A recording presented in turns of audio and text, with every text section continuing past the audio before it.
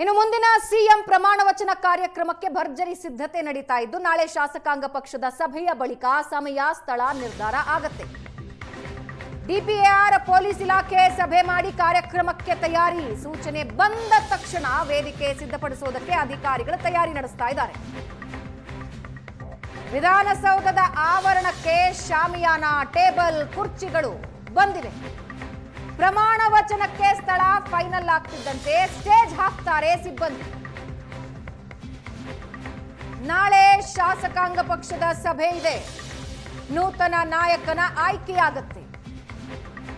ಆಯ್ಕೆ ಆಗ್ತಾ ಇದ್ದ ಹಾಗೆ ಪ್ರಮಾಣ ವಚನಕ್ಕೆ ಸಮಯ ನಿಗದಿಯಾಗುತ್ತೆ. ಹಾಗಾಗಿ ಭರ್ಜರಿ ಸಿದ್ಧತೆಗಳು ನಡೀತಾ ಇದೆ. ವಿಧಾನಸೌಧದ ಹತ್ತಿರದ ದೃಶ್ಯ. ಒಂದು ಕಡೆ ಡಿಪಿಆರ್ ಮತ್ತು ಪೊಲೀಸ್ ಇಲಾಖೆ ಸಿದ್ಧತೆ ಮಾಡಿಕೊಳ್ತಾ ಇದೆ. ಕಾರ್ಯಕ್ರಮಕ್ಕೆ ತಯಾರಿ ಯಾವ ರೀತಿ ನಡೀತಾ ಇದೆ ಅನ್ನೋದನ್ನ ಸ್ಕ್ರೀನ್ ನಲ್ಲಿ ನೀವು ನೋಡ್ತಾ ಇದ್ದೀರಾ. ಆವರಣಕ್ಕೆ ಈಗಾಗಲೇ ಶಾಮಿಯಾನ ಬಂದಿದೆ, ಟೇಬಲ್, ಕುರ್ಚಿಗಳು ಬಂದಿವೆ. ಪ್ರಮಾಣ ವಚನಕ್ಕೆ ಸಿದ್ಧತೆಗಳು ಶುರುವಾಗಿದೆ.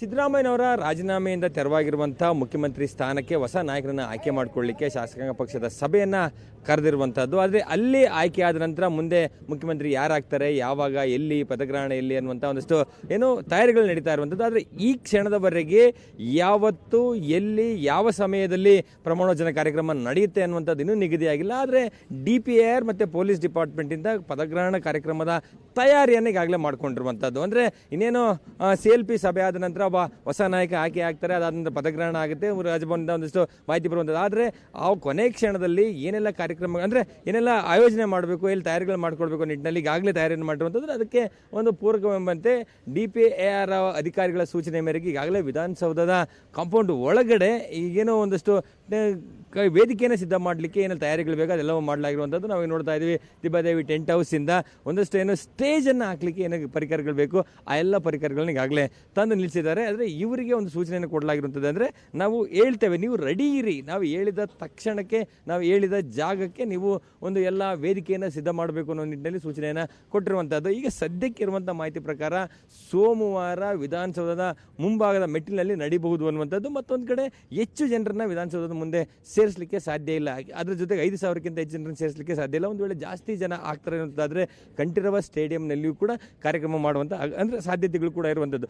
ಆ ಒಂದು ಹಿನ್ನೆಲೆಯಲ್ಲಿ ಕೊನೆಯ ಕ್ಷಣದಲ್ಲಿ ಆಗುವಂಥ ಬದಲಾವಣೆಗಳು, ನಿರ್ಧಾರಗಳಿಗೆ ಸಂಬಂಧತಕ್ಕಂತೆ ನೀವು ಕೆಲಸವನ್ನು ಮಾಡಬೇಕಾಗುತ್ತೆ. ಆದರೆ ತಯಾರಿರಿ ಅಂಥೇಳಿ ಈಗಾಗಲೇ ಸೂಚನೆಯನ್ನು ಕೊಟ್ಟು ಈಗಾಗಲೇ ವಿಧಾನಸೌಧದ ಏನು ಪಾರ್ಕಿಂಗ್ ಲಾಟ್ನಲ್ಲಿ ಈಗ ಒಂದಿಷ್ಟು 2 ವೆಹಿಕಲ್ಗಳನ್ನು ಅಂದರೆ ಎಲ್ಲ ರೀತಿಯ ಮೆಟೀರಿಯಲ್ಗಳನ್ನು ತೆಗೆದುಕೊಂಡು ಬಂದು ಈಗಾಗಲೇ ನಿಲ್ಲಿಸಿರುವಂಥದ್ದು. ಅಂದರೆ ಸದ್ಯಕ್ಕಿರುವಂಥ ಮಾಹಿತಿಗಳನ್ನು ನೋಡಿದರೆ ಈಗಾಗಲೇ DPAR ಡಿಪಾರ್ಟ್ಮೆಂಟ್ ಮತ್ತು ಪೊಲೀಸ್ ಡಿಪಾರ್ಟ್ಮೆಂಟು ಯಾವ ಸ್ಥಳದಲ್ಲಿ ಮತ್ತು ಯಾವ ಜಾಗದಲ್ಲಿ ಒಂದು ನಿರ್ಧಾರವನ್ನು ಮಾಡ್ತಾರೆ ಅಲ್ಲಿಗೆ ತಕ್ಷಣಕ್ಕೆ ಕಾರ್ಯರೂಪ ಮಾಡಲಿಕ್ಕೋಸ್ಕರ ಒಂದಷ್ಟು ತಯಾರಿಗಳನ್ನು ಮಾಡ್ಕೊಂಡಿರುವಂಥದ್ದು. ಸದ್ಯಕ್ಕಿರುವಂಥ ಮಾಹಿತಿ ಪ್ರಕಾರ ಒಂದು ವೇಳೆ DK ಶಿವಕುಮಾರ್ ಅವರು ವಿಧಾನಸೌಧದ ಮೆಟ್ಟಿಲಿನ ಮುಂದೆ ಪ್ರಮಾಣ ವಚನ ತೆಗೆದುಕೊಳ್ಬೇಕು ಅನ್ನುವಂಥ ಒಂದಷ್ಟು ಅವರ ಇಚ್ಛೆ ಇದೆ ಅನ್ನುವಂಥದ್ದು. ಆದರೆ ಹೆಚ್ಚು ಜನರು ಆಗ್ತಾರೆ ಅನ್ನುವಂಥದ್ದು. ಆದರೆ ಇಲ್ಲಿ ಸೇರಿಸಲಿಕ್ಕೆ ಸಾಧ್ಯ ಇಲ್ಲ. ಆದರೆ ಕಂಠೀರವದಲ್ಲಿ ಮಾಡೋಣ ಅನ್ನುವಂಥ ಒಂದಷ್ಟು ಸಲಹೆಗಳು ಬರ್ತಾ ಇರುವಂಥದ್ದು. ಅಂತಿಮವಾಗಿ ಶಾಸಕಾಂಗ ಪಕ್ಷದ ಸಭೆ ಆದ ನಂತರ ಅಧಿಕೃತವಾಗಿ ಯಾವ ಜಾಗದಲ್ಲಿ ನಿರ್ಧಾರ ಆಗುತ್ತೆ ಆ ಒಂದು ಜಾಗದಲ್ಲಿ ಕಾರ್ಯಕ್ರಮ ಆಯೋಜನೆಗೆ ಎಲ್ಲ ರೀತಿಯಂಥ ತಯಾರಿಗಳು ಈಗಾಗಲೇ ಮಾಡ್ಕೊಂಡಿರುವಂಥದ್ದು. ಸೊ ಇದನ್ನು ನೋಡ್ತಾ ಹೋದರೆ ಇನ್ನೇನು DK ಶಿವಕುಮಾರ್ ಅವರು ಅಂದರೆ CM ಆಗುವಂಥದ್ದು ಬಹುತೇಕ ಖಚಿತ ಅನ್ನುವಂಥದ್ದು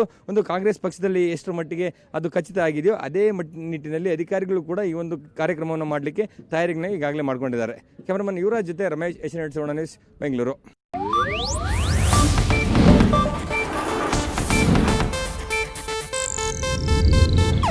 ಇದು ಏಷ್ಯಾನೆಟ್ ನ್ಯೂಸ್ ನೆಟ್ವರ್ಕ್ ಪ್ರಸ್ತುತಿ.